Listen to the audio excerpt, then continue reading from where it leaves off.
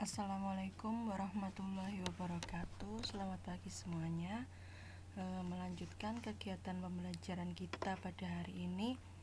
Hari ini kita akan membahas tentang turunan fungsi f(x) untuk f(x)-nya ax pangkat n, n-nya bilangan asli, dan juga ketika n-nya bilangan rasional. Nah, silakan bisa dibuka buku paketnya pada halaman 262. Oke, jadi yang pertama, turunan fungsi f(x) ax pangkat n untuk n-nya bilangan asli. Jadi dimulai dari angka 1, 2, dan seterusnya. Nah, yang pertama, jika f(x) adalah c-nya adalah konstanta, maka f aksen x. Nah, simbol apa kemarin f aksen? Simbol turunan ya. Turunannya sama dengan 0. Jadi kalau turunannya suatu konstanta itu adalah 0.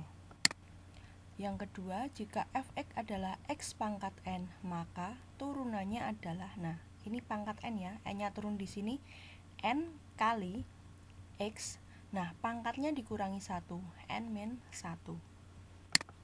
Berikutnya, kalau ada f(x) ax pangkat n, nah bedanya apa yang sama yang kedua? Kalau yang ketiga ini ada konstanta di depan x, kalau ini kan nggak ada. Nah, turunannya maka sama a kali pangkatnya tadi yang turun, a kali n kali x pangkat n-1, pangkatnya sama dikurangi 1. Jadi untuk turunan suatu variabel yang berpangkat n, nah ini pangkatnya turun ya, pangkatnya turun, lalu yang ini dikurangi 1. Kalau ada konstantanya ya tinggal dikali dengan konstantanya. Contoh seperti ini. Tentukan turunan fungsi f(x) sama dengan 3x pangkat 5 untuk x sama dengan 2. Pertama, kita cari dulu turunannya sebelum mencari turunannya di x sama dengan 2. Jadi f(x)-nya 3x pangkat 5. Nah, berarti f aksen x, nah ini kan 3 ya, 3 kali pangkatnya 5 turun, 3 kali 5, lalu kali lagi x pangkat, nah 5-nya dikurangi 1, berarti ada berapa turunannya? 3 kali 5, ya ada 15 x pangkat 4, nah itu turunannya.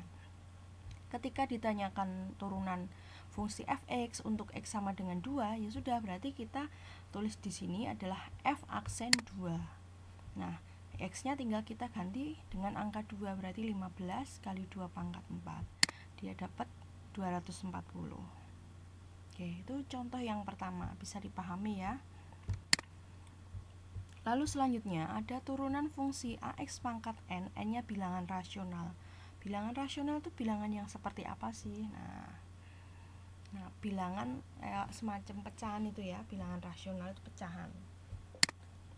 Nah, jadi untuk menentukan turunan fungsi f(x) ax pangkat n pada dasarnya itu sama dengan ketika n-nya bilangan asli.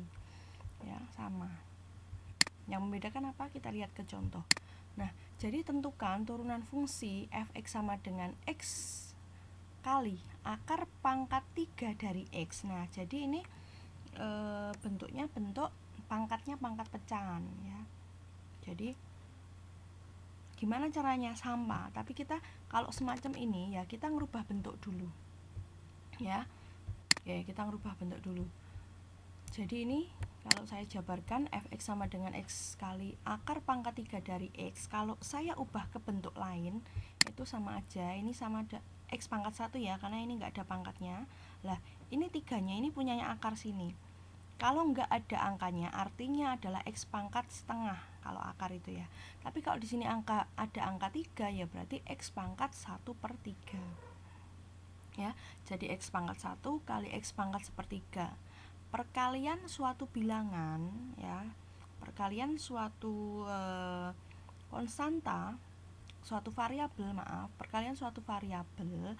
Nah, di sini kan variabelnya sama. Nah, pangkatnya ini bisa kita apa kan berarti kalau dikalikan? Nah, kita jumlahkan, berarti x pangkat 1 ditambah 1/3. Samakan penyebutnya. Satunya jadi 3/3 ya, 3/3 ditambah 1/3, dia ketemu 4/3. Nah, setelah sudah kebentuk seperti ini, baru kita cari turunannya. Nah, ini kita belum menurunkan, kita baru mengubah bentuk. Ya, baru mengubah bentuk saja. Oke, berarti fx sama dengan x pangkat 4/3. Kalau saya turunkan berarti jadi apa?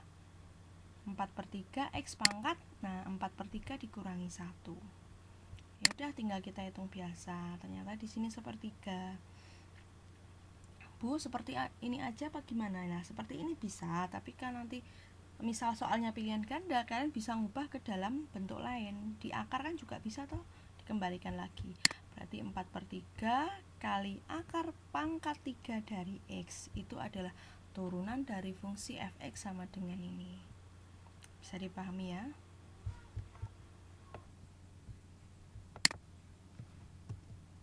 Ya, contoh yang ketiga, tentukan turunan fungsi fx 2/x akar x untuk x sama dengan 2. Nah, di sini sama, kita ngubah bentuk lain dulu. Jadi 2/x pangkat 1 kali x pangkat setengah ya. Nah, jadi kalau akar dia nggak ada angkanya, artinya x pangkat setengah lah. Misal di sini nanti kebetulan ada di sini x pangkat 3. Nah, berarti kan artinya x pangkat 3/2. Nanti kalau misal di sini ada angka 3-nya. Oke. Ini sama, kita jumlahkan 1 tambah setengah, yakni 3/2. Lah, di sini masih di bawah posisinya. Nggak boleh kita nyari turunannya ketika dia posisinya ada di bawah sebagai penyebut. Nah, kita naikkan. Lah, caranya naikkan gimana? Lah, ini kalau di sini kan pangkatnya positif ya. Kalau dia naik, dia pangkatnya jadi negatif. Jadi 2 kali x pangkat min 3/2. Nah, kalau udah seperti ini, baru kita nyari turunannya. Oke, ini berarti f aksen x sama dengan 2 kali, nah pangkatnya turun, min 3/2 kali x pangkat min 3/2 min 1.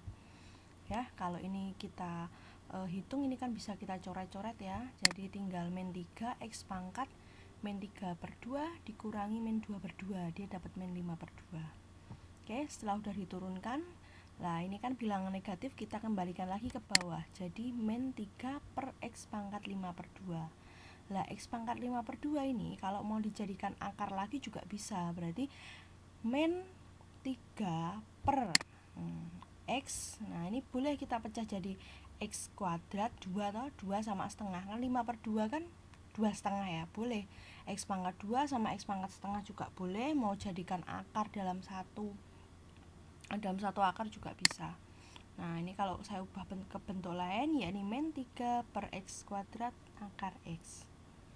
Nah, memang agak rumit ya kalau bilangannya seperti ini. Nah, ini bentuk-bentuk lainnya.